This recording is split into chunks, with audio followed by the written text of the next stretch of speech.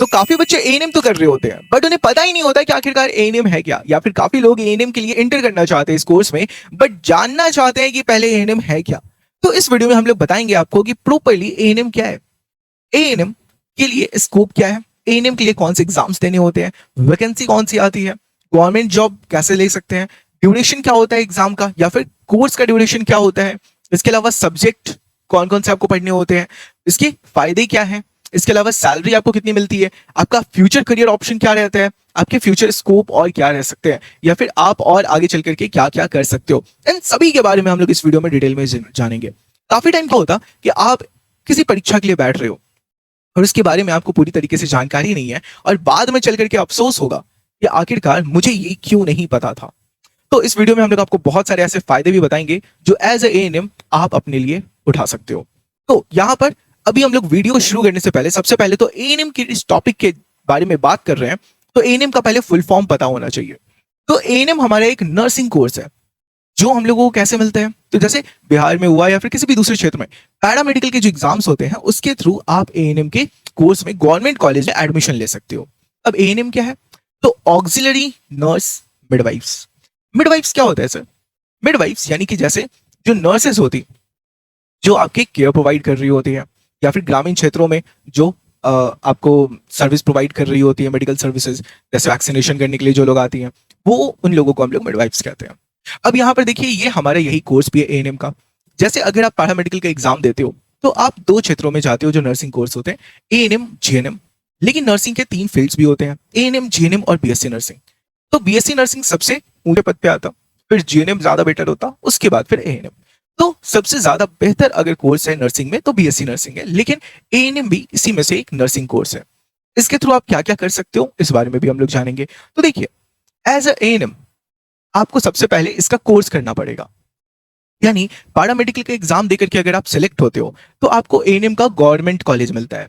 लेकिन अगर आप नॉर्मली करना चाहते हो, आप गवर्नमेंट एग्जाम गवर्नमेंट कॉलेज नहीं लेना चाहते और आपके पास प्राइवेट कॉलेज लेने की कैपेसिटी है तो आप कुछ एक्स्ट्रा पैसे जो प्राइवेट कॉलेज की फीस होती है वो दे करके आप नॉर्मली एएनएम के कोर्स में इनरोल हो सकते हो प्राइवेट कॉलेज से बिना किसी एग्जाम के। हाँ ये पॉसिबल है।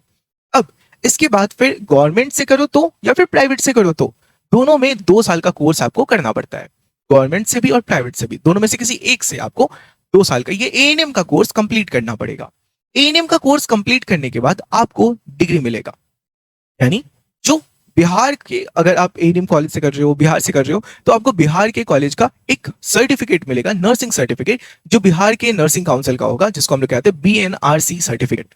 तो बीएनआरसी सर्टिफिकेट आपको मिलेगा बिहार के कॉलेज के थ्रू, वो गवर्नमेंट कॉलेज हो या फिर प्राइवेट कॉलेज हो, दोनों ही कॉलेज का आपका सर्टिफिकेट मिलेगा और दोनों ही कॉलेज से मिले सर्टिफिकेट आपके लिए वैलिड होंगे। तो ये आपके लिए बेनिफिशियल पॉइंट रहता है। अब देखिए हम लोग शुरू से बात करते हैं। तो सबसे पहले यहां पर एएनएम का जो पार्ट है वो आपका 2 साल का कोर्स कंप्लीटली रहता है। इसके लिए आप एलिजिबल कब है, जब आपका 12th कंप्लीट है।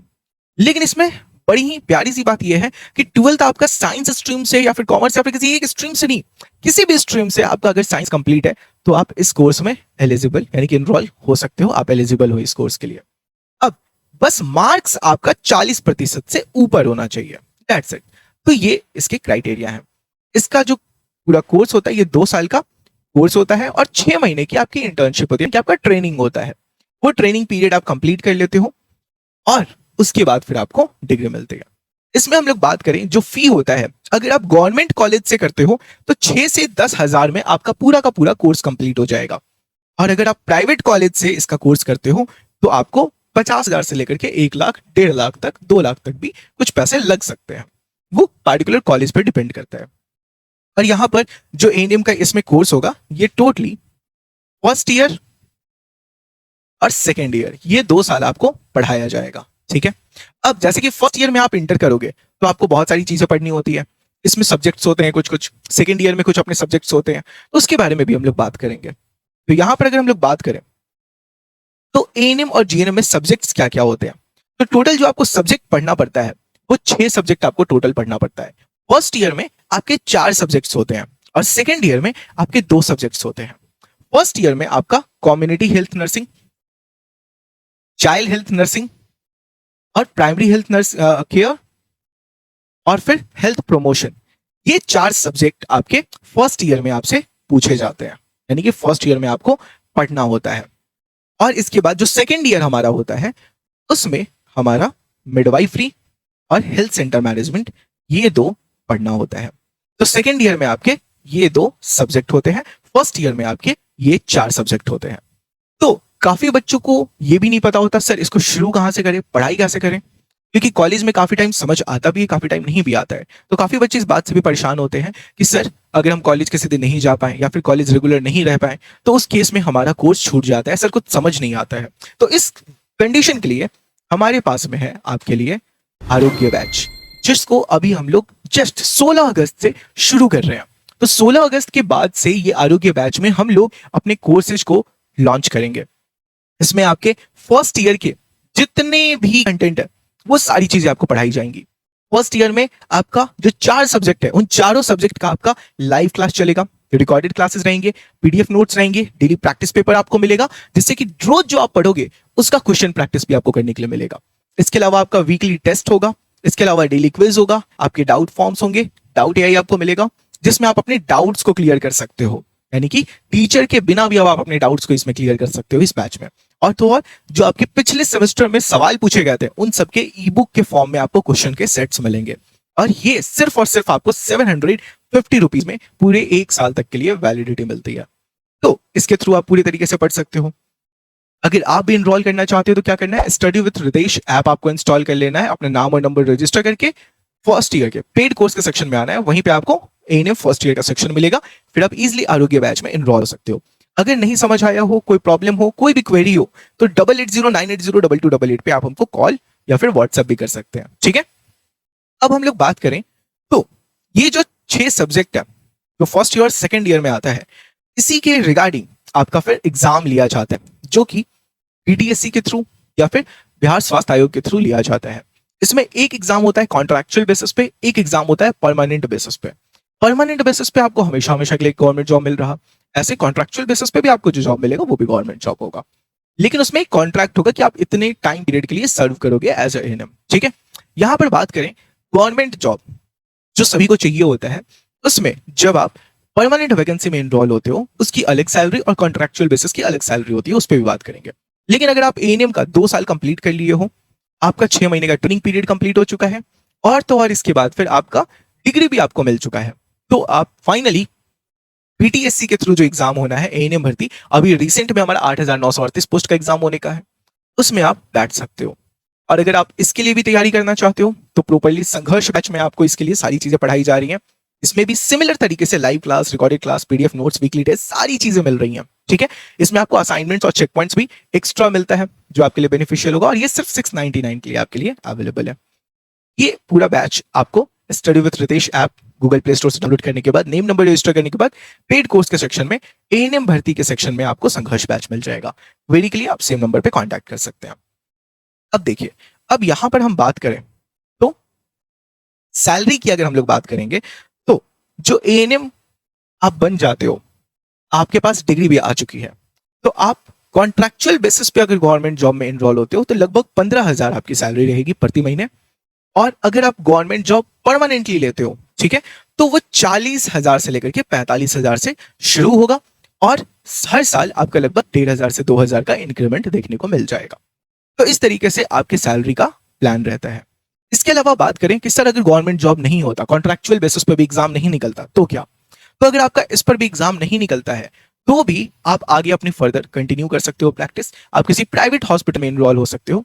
यहाँ बिहार में तो काफी कम सैलरी है, बिहार में 10,000 12,000 आपको सैलरी मिल जाएगी, लेकिन दिल्ली जैसे सिटी में आप जाओगे तो कुछ ऐसे हॉस्पिटल्स हैं जो एएनएम जीएनएम कंप्लीट किए हुए स्टूडेंट्स को अपने पास में जॉब देते हैं, और उनकी सैलरी लगभग 40,000 45,000 अराउंड होती है।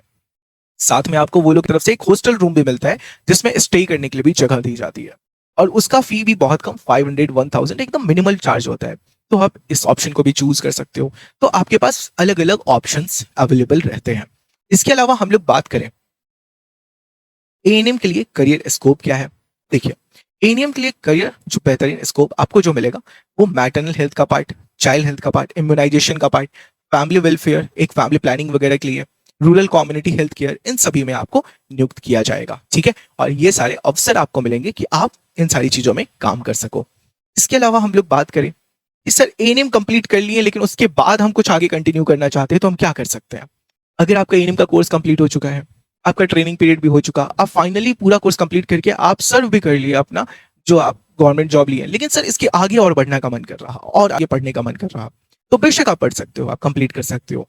आपको क्या करना है, अब एएनएम का जो आपका कोर्स है वो आपका फाइनल हो गया, आप ड्यूटी पे हो, आप स्टडी लीव ले सकते हो। स्टडी लीव लेने के बाद में आप घर पर बैठ करके अपनी तैयारी कर सकते हो। आप जीएनएम या फिर BSc nursing, post BSc nursing के कोर्स में इनरोल हो सकते हो और इस तरीके से आप अपनी स्टडी आगे फर्दर कंटिन्यू कर सकते हो।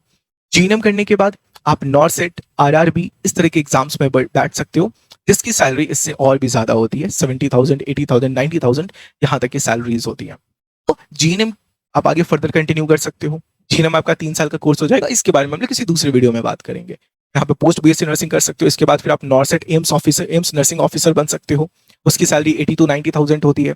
तो ये सारे करियर ऑप्शंस भी आपको देखने को मिलते हैं। या फिर इसके अलावा आप किसी फॉरेन कंट्री में भी जाकर के आगे फर्दर कंटिन्यू करना चाहो तो आप वो भी कर सकते हो। तो ये सारे आपके लिए बेनिफिट्स होते हैं। ठीक है, अब जॉब्स और सैलरी पर अगर बात करें तो यहाँ पर जो जॉब्स हैं मैंने आपको बताया, गवर्नमेंट इंस्टीट्यूट से आपका एंट्रेंस एग्जाम हुआ, आपका वो मैंडेटरी रहता, बट नॉर्मली आपको एडमिशन मिल जाता। फिर प्राइवेट इंस्टीट्यूट से भी आप कर सकते हो। बाद में फिर जॉब जो होता है, ये एडमिशन प्रोसेस है जिसके बारे में मैंने आपको बता दिया, जो आप कोर्स कंप्लीट करने के लिए करोगे। फिर आपकी जो जॉब्स है वो आपको गवर्नमेंट हॉस्पिटल में मिल सकता है, प्राइवेट हॉस्पिटल में मिल सकता है, दोनों मैंने आपको बताया। आपके हेल्थ केयर सेंटर्स पे आपको मिल सकते हैं, वो गवर्नमेंट आपको प्रोवाइड करेगी एग्जाम्स के थ्रू। एनजीओज में आप काम कर सकते हो, होम केयर नर्स के थ्रू भी आप काम कर सकते हो, जैसे कि घर पर रह करके अगर काम करना है उसकी भी अच्छी खासी सैलरी मिलती है। पर डे के 2,000, 2,500, मतलब 2.5 के अराउंड 2,000, 2,500, कहीं कहीं पे 1,500, 1,000 इस तरीके से मिलता है। अलग अलग जगह पे रेट वैरी करता है। जैसे किसी पेशेंट का घर पर रह करके ख्याल रखना है तो पूरे दिन के लिए नियुक्त किया जाता है, या फिर किसी पूरे महीने के लिए कुछ लोग आपको बुक करते हैं तो आप वहां पर भी काम कर सकते हो। तो ये सारे बेनिफिट्स होते हैं एएनएम के बाद में। ठीक है, तो ओवरऑल मैंने आपको हर एक टॉपिक के बारे में बता दिया, हर चीज पर जिक्र कर लिया है। तो ओवरऑल अब अगर फर्दर कोई डाउट है तो आप कमेंट सेक्शन में कमेंट करके पूछ सकते हैं, अदरवाइज आप हमारे ऑफिशियल नंबर पे कांटेक्ट करके हमसे बात कर सकते हैं। तब तक के लिए ऑल द वेरी बेस्ट। अगर कोई भी डाउट है कमेंट सेक्शन में लिखिए, हम लोग उसका रिप्लाई करने का कोशिश करेंगे। थैंक यू, मिलते हैं फिर किसी दूसरे वीडियो में किसी नए टॉपिक के साथ। तब तक के लिए हंसते रहिए, मुस्कुराते रहिए और अपनी जिंदगी को जीते रहिए।